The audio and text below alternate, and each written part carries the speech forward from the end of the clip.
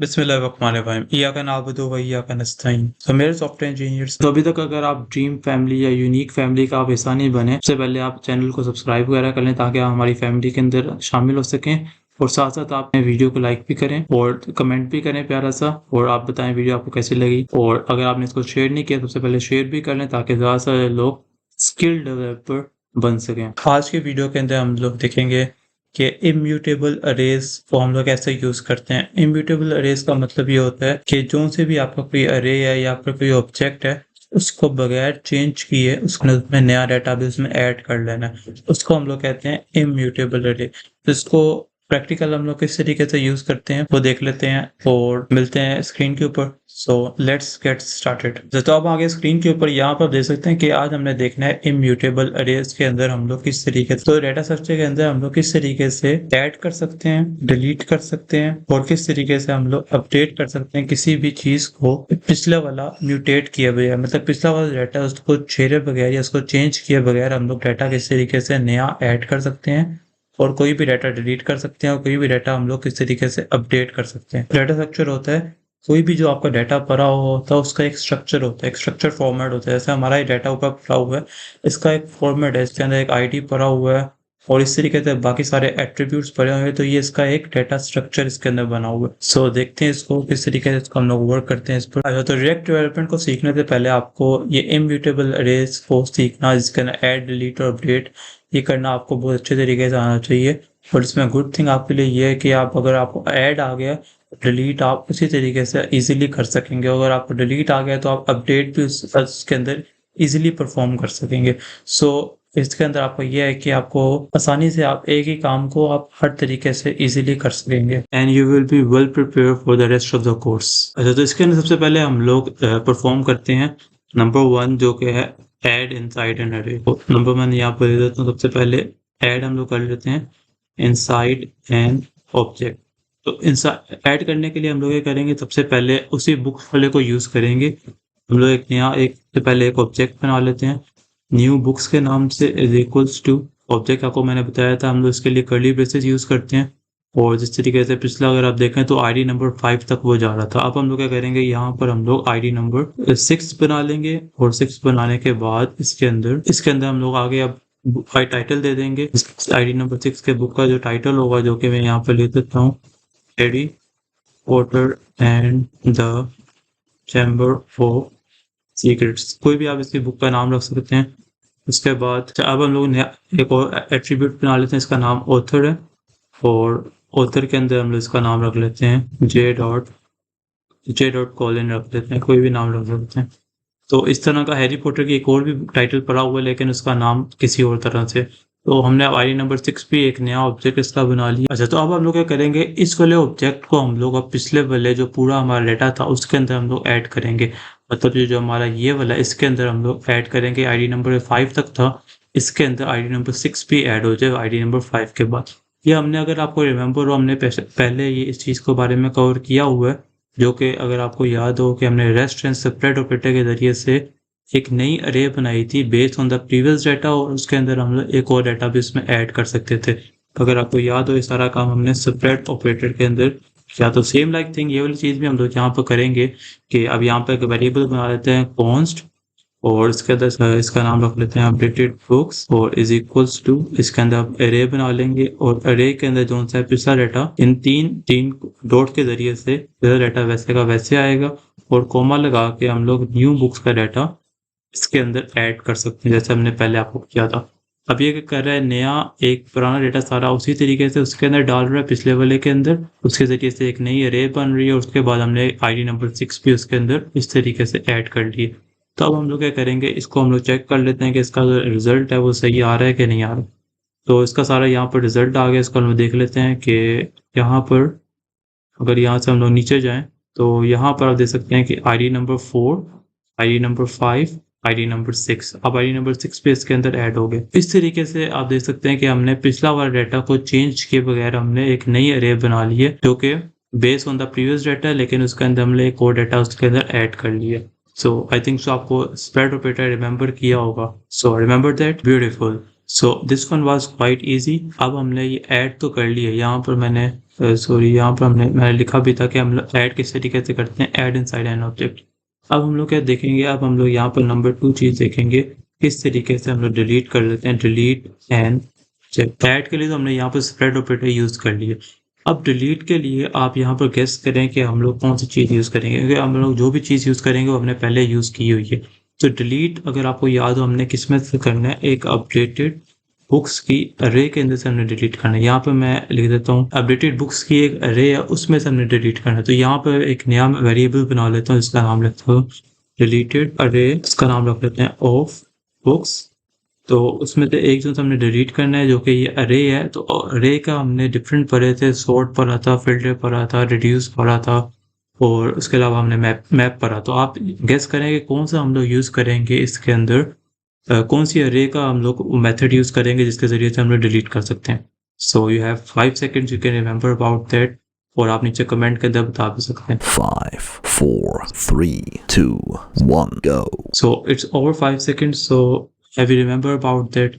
So हमने इसके लिए यूज किया था अपडेटेड बुक्स। हम लोग यहाँ पर लिखेंगे बुक्स डॉट फिल्टर का मेथड हम लोग यूज करेंगे, जो कि क्या करेगा, इसमें से एक जो भी हमने, अब इसके लिए हम लोग क्या करेंगे, एक अरे को शॉर्टन करें, एक अरे को छोटा करें। छोटा करने के लिए उसमें से कुछ डेटा को सही करने के लिए या कुछ डेटा को जो भी हमने करना है उस हिसाब से करने के लिए हम लोग क्या यूज करते हैं, फिल्टर यूज करते हैं। फिल्टर के लिए अगेन हम लोग वही चीज़ अंदर एक पैरामीटर आएगा जो कि हम लोग बुक के नाम से बनाएंगे, और आगे हम लोग एक लगा रहे हैं एरो कॉल बैक फंक्शन, इसको आप एरो फंक्शन भी कह सकते हैं। और इसके अंदर हमने क्या करना है, बुक डॉट आईडी है, आईडी को हम लोग इंक्लूड करेंगे और नॉट इक्वल्स टू यहाँ पर लगाएंगे। इसका जो हम लोग यहाँ पर लगाते हैं इसका मतलब होता है नॉट इक्वल्स टू, और not equals to ID number हमने फॉर एग्जाम्पल 3 को डिलीट करना, तो यहाँ पर हम लिख देंगे आईडी नंबर 3। तो अब ये करेगा, ये फिल्टर वाली बुक्स के अंदर आएगा और बुक के अंदर आके देखेगा कौन सी आईडी का उसको डाटा नहीं चाहिए। तो 3 वाली अगर यहाँ पर लिखा हुआ तो वो 3 वाले को इंक्लूड नहीं करेगा, और बाकी सारी अरे को आपको इसके अंदर, बाकी सारा जितना भी डाटा होगा वो इसके अंदर आपको स्टोर करके दे देगा। तो यहाँ पर अगर मैं इसको डिस्प्ले कराऊँ डिलीटेड अरे वो बुक्स, तो यहाँ पर आप नीचे डाटा इसका देख सकते हैं कि यहाँ पर अगर हम यहाँ से नीचे जाएँ तो यहाँ पर आप देख सकते हैं कि आईडी नंबर 1 का डाटा आया हुआ है, आईडी नंबर 2 का डाटा आया हुआ है, आईडी नंबर 4 का आया हुआ है, इसके अलावा 5 भी आया हुआ है, 6 भी आया। 3 का डाटा नहीं आया क्योंकि हमने उसको क्या कर दिया, फिल्टर वाली जो आपको हमने पढ़ा था पहले, उसकी मदद से हमने क्या कर लिया, डिलीटेड अरे में से 3 को निकाल दिया। तो होप सो आपको ऐड भी करना आ गया होगा, डिलीट भी करना आ गया होगा। अब हम देख लेते हैं नंबर 3 चीज़ जो कि है अपडेट एंड अरे या ऑब्जेक्ट एक ही चीज़ है, इसको आप कह सकते हैं। अच्छा, तो अब हम लोग आ गए नंबर 3 के ऊपर, जिसके अंदर हमने अपडेट करना। तो अब यहाँ पर हम लोग यूज़ करते हैं एक नया वेरिएबल बनाते हैं, जैसे हमने पहले के लिए बनाया था अपडेटेड अरे ऑफ बुक्स। ठीक है, इसको हम लोग यहाँ पर लगाएंगे is equals to updated books को हम लोग यूज़ करेंगे। अपडेटेड बुक्स को या फिर आप सिंपल अगर बुक्स को यूज़ करना चाहते हैं वो भी यूज़ कर सकते हैं, बुक्स।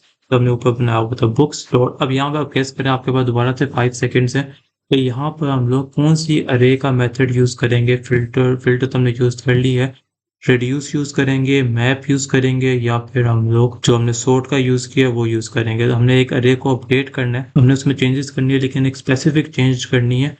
एक एट्रीब्यूट का कोई भी वैल्यू चेंज कर ली, या फॉर एग्जांपल आपको मैं आसान लफ्ज़ों के बता देता हूँ। फॉर एग्जांपल आईडी नंबर 1 है, इसके अंदर टाइटल इसका ये है और पेजेस में ये मैं चाहता हूँ इसके पेजेस जो उनसे 1 to 1 से कम होकर इसके हो जाएं 300 हो जाएं। तो हमने इस तरह का चेंज करना है और हमने कोई चेंज नहीं करना। तो इसके लिए हम लोग कौन सा अरे का मेथड यूज़ करेंगे। You have 5 seconds, you can think about that. 5, 4, 3, 2, 1, go.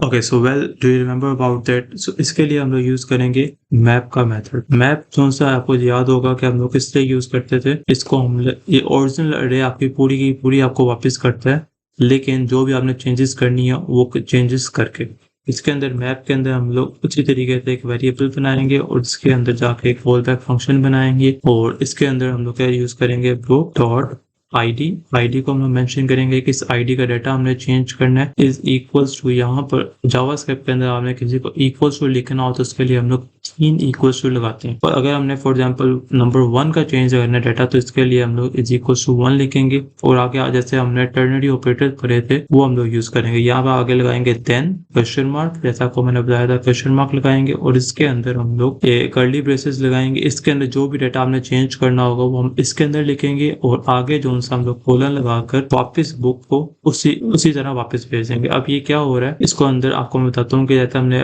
पढ़ा था पहले के बुक और आईडी अगर आता है इज इक्वल टू 1 तो अगर तो इक्वल आता है तब आपने क्या करना है इसके अंदर जो भी हम लोग कोड लिखेंगे अभी वो आपने चेंजेस कर देनी है। लेकिन अगर बुक से इक्वल टू 1 नहीं है तो आपने सिंपली उस बुक को वापस रिटर्न कर लेना। तो अब इसके अंदर इस ब्रैकेट के अंदर हम लोग डाटा लिख लेते हैं कि इसके अंदर हम लोग क्या लगाएंगे, स्प्रेड ऑपरेटर लगाएंगे। सबसे पहले सारा डाटा जितना भी है बाकी वो सारा एज इट इज रहे और जो हमने चेंज करना है वो हम लोग डाटा अब इसके अंदर लिखेंगे। तो जैसे फॉर एग्जांपल मैंने इसमें पेजेस चेंज करना है तो यहाँ पर लिखता हूँ पेजेस और यहाँ पर ये लगा कर मैं पेजेस का पहले था 1 to 1 0 था, इसके अंदर चेंज करके मैं क्या लिख देता हूँ 300 लिख देता हूँ। अब ये क्या करेगा बुक डॉट आई डी के अंदर आएगा इज इक्वल टू 1 होगी तब वो क्या करेगा अगर इज इक्वल टू 1 है देन इसका मतलब वो इस वाली स्टेटमेंट के अंदर आएगा और बाकी सारा डाटा वैसे ही रखवा देगा और सिर्फ जो पेजेस हैं उसको चेंज करके क्या कर देगा 300 कर देगा। और जो अगर तो 1 नहीं है बुक डॉट आई डी अगर 1 नहीं है तो वो क्या करेगा सिंपली जो भी बुक है उसको वापस रिटर्न कर देगा।